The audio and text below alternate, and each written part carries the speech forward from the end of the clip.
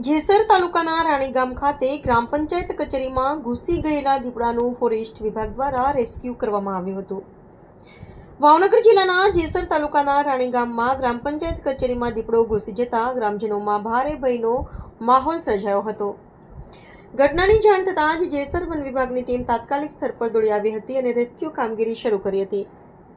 One વિભાગના અધિકારીઓ અને કર્મચારીઓએ અત્યંત સાવચેતી અને કુશળતા સાથે કામગીરી હાથ ધરી દીપડાને સુરક્ષિત રીતે પાંજરામાં પકડી લીધો હતો।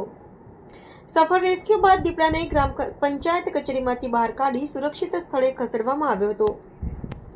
વન વિભાગની સમયસરની કામગીરીને કારણે કોઈ જાનહાનિ કે અનિચ્છનીય ઘટના સર્જાઈ ન હતી। દીપડાને પકડાતા ગ્રામજનોએ રાહતનો શ્વાસ લીધો હતો।